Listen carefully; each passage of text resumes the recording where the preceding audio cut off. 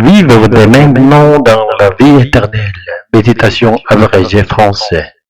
Jean 11, verset 40. Jésus dit, ne t'ai-je pas dit que si tu crois, tu verras la gloire de Dieu? Tout dans ce monde passe, mais la Bible nous parle de la vie éternelle qui se trouve dans le royaume de Dieu. Ici-bas, nous ne faisons qu'en goûter les prémices par le Saint-Esprit.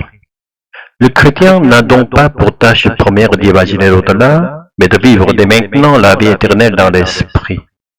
Si nous ne la goûtons pas déjà ici, comment pourrions-nous espérer la vivre pleinement au ciel? La foi véritable n'est pas un rituel dominical, mais une vie nourrie de la parole et unie au Saint-Esprit. Comme l'enseignait Calvin, tout travail devient une vocation où nous le vivons pour la gloire de Dieu. Le monde exalte le bon sens et la raison, mais l'Évangile nous appelle à une foi qui va au-delà de la logique pour contempler la gloire de Dieu. Même dans la vallée, loin de la montagne de la transfiguration, le Saint-Esprit est avec nous et nous fait vivre déjà dans le royaume. Alléluia, Amen. Méditation sur Jean 11, verset 40. Jésus lui dit, ne t'ai-je pas dit que si tu crois, tu verras la gloire de Dieu? Quand nous regardons à nous-mêmes et autour de nous, tout ce qui n'est fini par disparaître. Cela semble être la loi naturelle et l'accepter paraît être la marque du bon sens et de la sagesse humaine. Pourtant, la Bible et surtout le Nouveau Testament parle de la vie éternelle. Et cette vie éternelle dépasse de ce monde, mais elle se trouve dans le royaume de Dieu, en une terre inconnue. Ici-bas, nous ne pouvons que goûter par avance à la vie éternelle grâce au Saint-Esprit.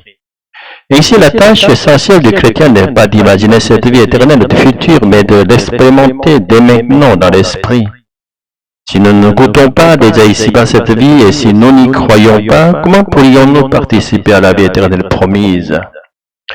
Notre dilemme est le suivant. Pourquoi, alors que Dieu désire le solide de tous, tant de personnes vivent-elles sans expérimenter dès maintenant la vie éternelle par Jésus-Christ et par l'Esprit? Et pourquoi, nous-mêmes, qui confessons croire en la vie éternelle, ne faisons-nous l'expérience de cette vie que de façon passagère, tandis que nous restons si souvent attachés au monde? La sanctification du dimanche est une règle précieuse et une clôture protectrice pour notre foi. Elle nous permet, dans le tumulte du monde, de rester attaché à Dieu, mais si le dimanche se limite à assister passivement au culte, à chanter quelques cantiques, à retenir plutôt des anecdotes du prédicateur que la parole de Dieu, à vivre ensuite les 6 autres jours en suivant le monde, alors nous ne vivons pas réellement dans la grâce de Dieu. Si nous déléguons au pasteur le soin de vivre avec Dieu, tout en nous contentons d'un simple rituel, il faut nous interroger, vivons-nous vraiment d'une manière digne de la vie éternelle? Calvin, dans la tradition réformée, a enseigné que toute vocation est un appel de Dieu, et que l'on vit le royaume de Dieu en accomplissant fidèlement son métier pour la gloire du Seigneur. Mais pour cela, il faut recevoir le dimanche une prédication nourrie de la parole, et non des conseils de sagesse humaine. La parole entendue le dimanche doit devenir notre pain spirituel pour toute la semaine. L'histoire du protestantisme coréen montre que la richesse de cultes multiples, prières de l'aube, réunions du mercredi et du vendredi, a permis aux croyants de rencontrer le Seigneur quotidiennement. Cette structure fut l'un des grands facteurs du réveil coréen. Elle rédige des pasteurs une prédication profondément enracinée dans la prière et conduite par l'Esprit. Les pasteurs doivent être les premiers à se réveiller et les fidèles doivent aussi préparer leur cœur à recevoir une parole solide, sinon les prédications se réduisent à répondre aux attentes superficielles des auditeurs. Or, après 10 ou 20 ans de vie chrétienne, n'est-il pas normal qu'un croyant ait une connaissance de la Bible presque comparable à celle de son pasteur?